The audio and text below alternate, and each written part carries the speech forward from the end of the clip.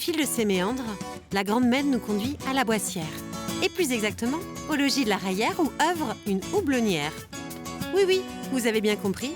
Ici, du houblon est cultivé. Et il s'agit bien d'un cas unique en Vendée. Portrait. Bonjour. Bonjour. Marie, peut-être? Oui, c'est moi. Marie, enchantée Marion. Alors, on se connaît pas, mais je me permets de venir te déranger sur les conseils de Cécile, brasseuse aux herbiers. Ah, ok, Cécile Lalouette. Exactement, Okay. que j'ai rencontrée hier. D'accord. Et qui m'a conseillé en fait de venir te rencontrer. Ah, c'est sympa. Parce qu'apparemment tu es houblonnière. Oui, voilà. oui, tout à fait. Donc une activité atypique qui m'intéresse quand même. Okay. Donc si tu acceptes, j'aimerais bien qu'on puisse discuter quelques minutes. Ouais, avec plaisir, je descends. Je t'attends. Alors ça c'est ma machine, on appelle ça une cueilleuse-trieuse. Oui. Et donc c'est pour trier mes lianes de houblon, après pour récolter mon houblon d'un côté, les déchets de l'autre. Et après envoyer mon houblon au séchoir. Ça fait longtemps que tu pratiques cette activité? Non, je me suis installée en début 2020. Ah oui, donc c'est tout récent. C'est tout récent, ouais. Début 2020, j'ai planté en avril 2020. Donc j'ai fait une première petite saison et là c'est une vraie saison pour le coup. Alors pourquoi, comment devient-on houblonnière? D'où l'idée t'est venue? C'est un peu compliqué parce qu'aujourd'hui il y a très peu de gens qui se lancent comme ça. Il y a beaucoup, le houblon est en Alsace, oui. Donc le savoir-faire est là-bas. Donc faut oser bouger, aller voir comment ça se passe. J'ai fait une formation en Alsace de 6 mois à peu près. Et puis après je suis allée travailler chez différents houblonniers pour essayer d'apprendre petit à petit. Et puis je me suis lancée, je me suis dit allez, j'avais envie de faire quelque chose un peu atypique par chez nous et puis je trouvais l'expérience plutôt sympa. Mais peut-être aussi Marie qu'il y avait une demande sur la Vendée parce qu'on voit que les brasseurs s'installent, de plus en plus se développent. Oui c'est ça, quand j'ai commencé à chercher justement, en voulant m'installer en tant qu'agricultrice, je me suis dit qu'est-ce que je peux faire de différent et pour lequel il y aurait une demande. Donc j'ai commencé à chercher un petit peu et puis dans les plantes atypiques, au bout d'un moment, je suis tombée sur le houblon. Je trouvais ça plutôt sympa déjà sur les images. Je ne trouvais pas beaucoup d'informations par contre sur Internet, c'était assez fermé. Et puis d'un coup, ça a fait tilt. Je me suis dit, c'est vrai qu'avec tous les brasseurs aujourd'hui qui se montent un peu partout en France et notamment en Vendée, aujourd'hui, c'est à peu près 25. Donc c'est pas anodin. Donc je les ai consultés et puis j'ai senti tout de suite un engouement pour cette production-là, surtout en houblon bio parce qu'aujourd'hui il y en a très peu. C'est vrai. Et beaucoup de brasseurs maintenant se lancent dans la bière bio.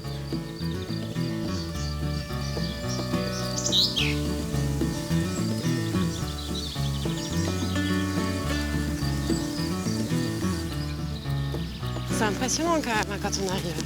Oui, souvent les gens se demandent ce que c'est. Oui. Est-ce que c'est une volière? Est-ce que c'est... Mais non, c'est génial. C'est une houblonnière. Et la plante devrait atteindre le sommet oui. Septembre, non, août? fin juin. Ah oui, donc c'est vachement rapide. Fin juin, début juillet. Oui, c'est une plante qui a une croissance très rapide. Elle ressort vers fin février, début mars. Et puis là, la saison démarre et elle est censée être en haut, fin juin, début juillet.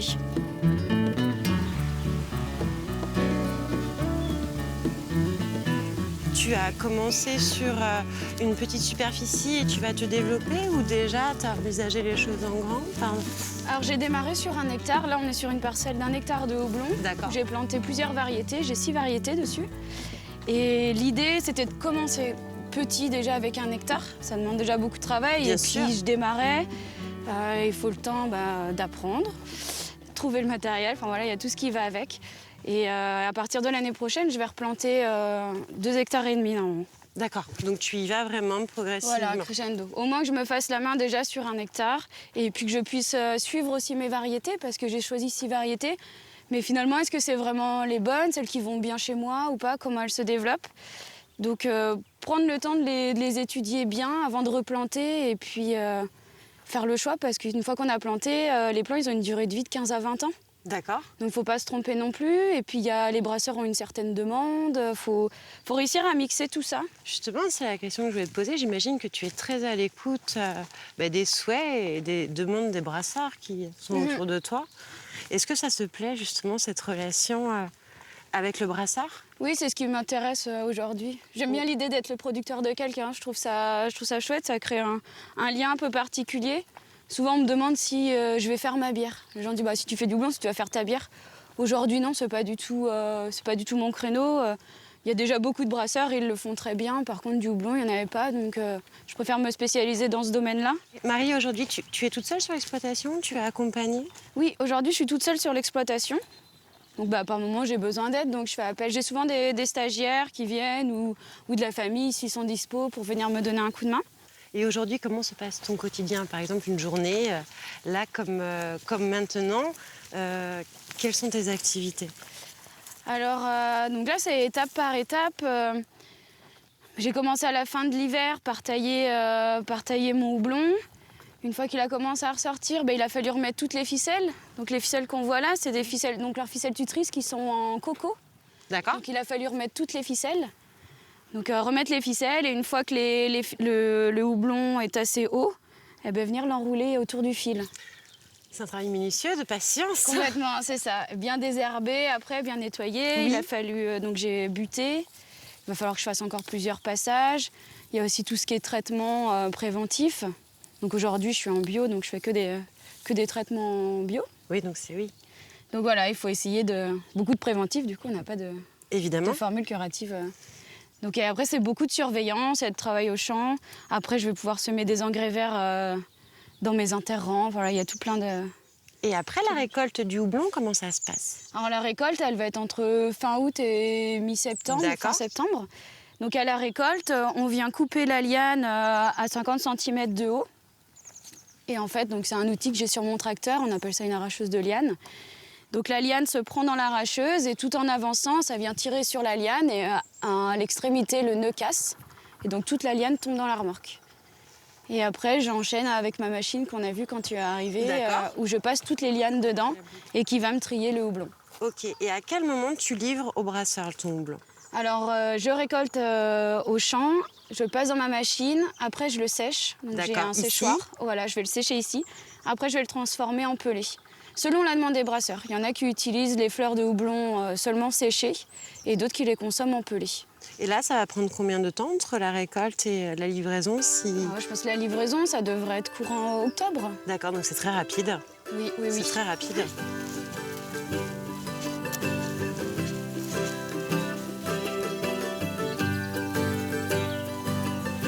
Marie, vraiment aucun regret d'être passée ici à la Boissière de Montaigu. Je remercie vraiment Cécile de nous avoir conseillé ton adresse. Et merci beaucoup. Merci avec plaisir. Bon courage pour la suite. Merci. On va suivre ton activité de près. Est-ce que tu acceptes une photo de souvenir avant le départ? Bien sûr. On va confier donc l'appareil photo à Stéphane. Voilà. Marie, je t'offre cette photo, souvenir du passage. Et puis merci beaucoup. Merci beaucoup. Au revoir. Merci à vous. Au revoir. Merci. Quelle audace, quelle énergie. Bravo Marie. Bravo, mais surtout courage. Courage pour ta première récolte. Stéphane, es-tu décidé? Es-tu prêt à reprendre le chemin?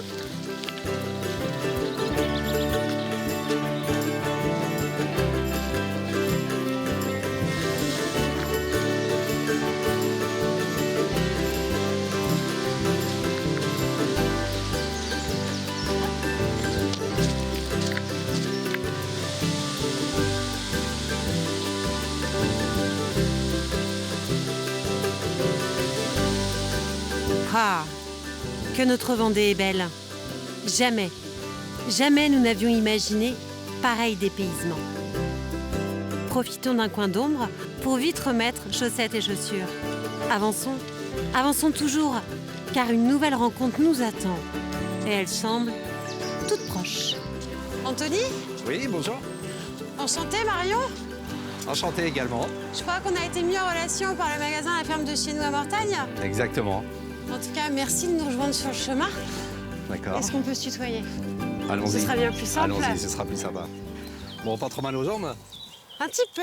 La pause va être bien méritée. Et puis quel plaisir de voir ce ravitaillement. Là, c'est donc que des produits de chez toi, j'imagine? Ben voilà, exactement. Enfin, tout ce qui est produits végétaux, tout est de l'exploitation, issu de l'exploitation de chez nous. Alors, si tu veux bien, Anthony, je vais poser mon sac, on va se mettre à l'aise. Et effectivement, on va parler un petit peu de toute cette histoire familiale. Ok, ben, on va commencer par le plus connu.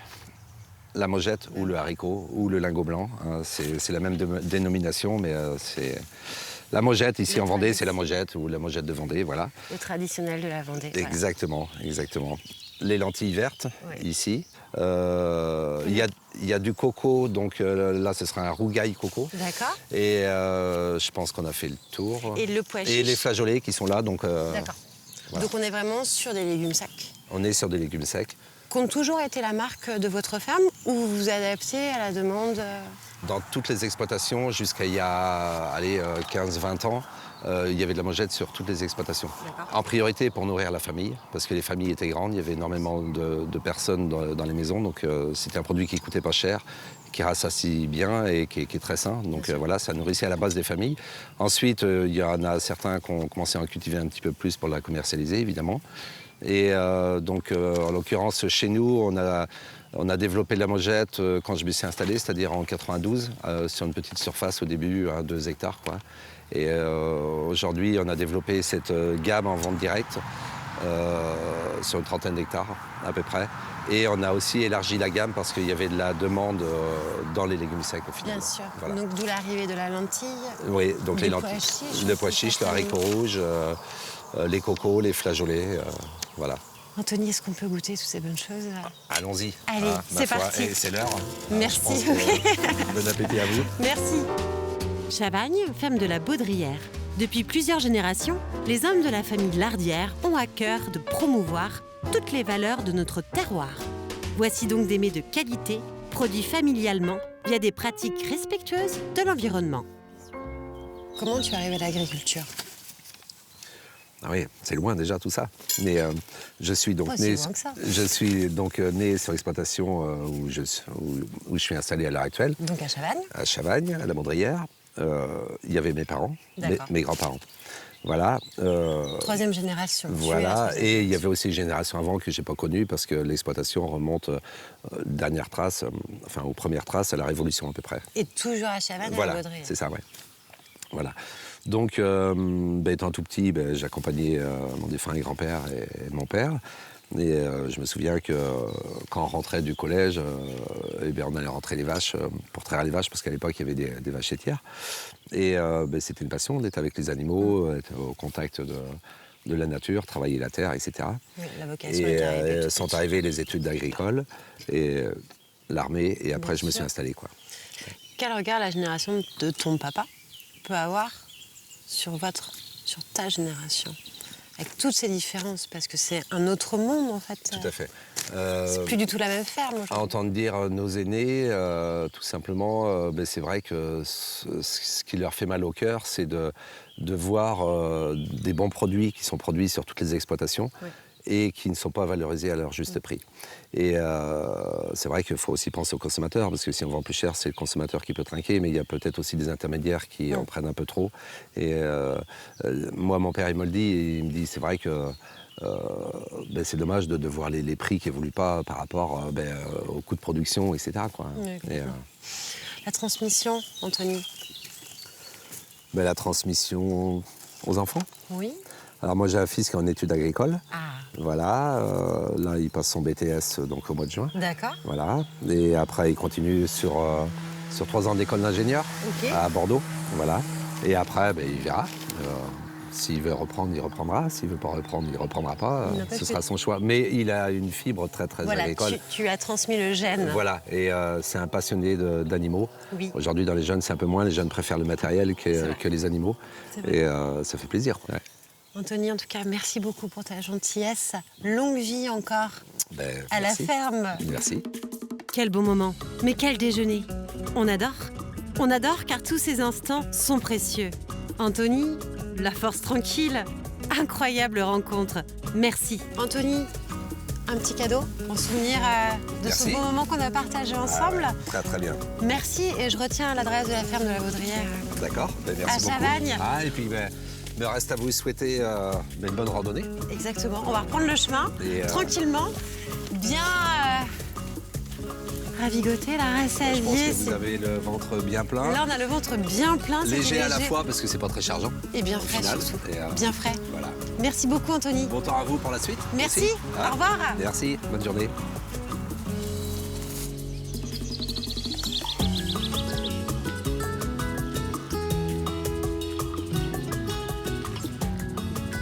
boutique de la Bultière, aviron, canoë, paddle.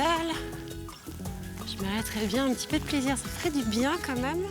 Bonjour. Bonjour. Marion, Yves. enchantée. Oui. Yves, j'ai tout de suite vu votre petite pancarte. Voilà. Est-ce que c'est possible, vous pourriez aller faire un petit tour en bien canoë sûr. sur le lac de la Bien sûr, d'autant Bultière? plus qu'aujourd'hui il fait beau, donc Voilà. pour profiter. On recherche un petit peu la fraîcheur. Vous m'y amenez? D'accord. Oui. Merci. On va sortir les canoës.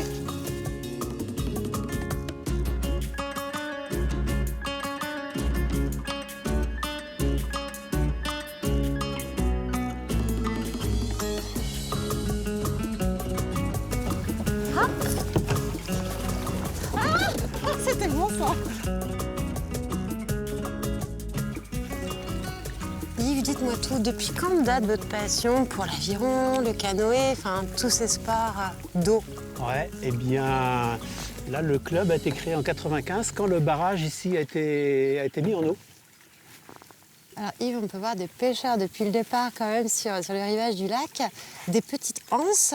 Est-ce que ces anses ont des noms particuliers ou une signification particulière? Bon, les différentes petites anses, là, ici, effectivement, ont des noms particuliers. Celle à laquelle on approche, là, c'est les permoulières. Pour nous, c'est pratique parce que quand il y a trop de vent, on vient se réfugier là. D'accord. Cette anse-là, elle est un peu particulière parce qu'il y a un gros massif rocheux Qu'on voit très bien. qu'on là. commence à voir immergé, Effectivement. mais qui doit faire au moins 3 mètres de haut et qui s'appelle les Fesses d'Hercule.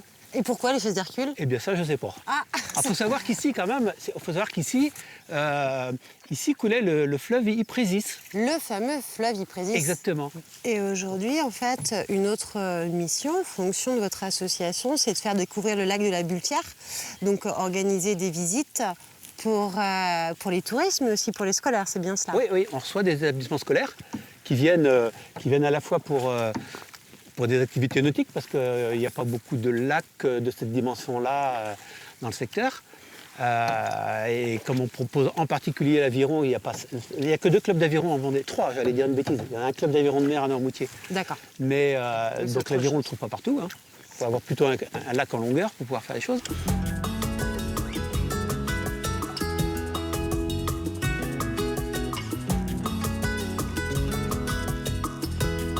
Merci Yves. Merci pour ta gentillesse. Merci pour ton accueil. Très bel été. Yes! Un panneau. Une carte. Direction le sud. Souris Stéphane. Mais quelle aventure! Désormais, nous sommes persuadés que toutes ces belles rencontres construiront notre chemin. Il est riche, toujours plus riche même. Alors, attendons la suite sereinement. On finira notre balisage. Merci. Voilà, il n'y a pas de problème. Tout le monde est d'accord? Ah, bien sûr.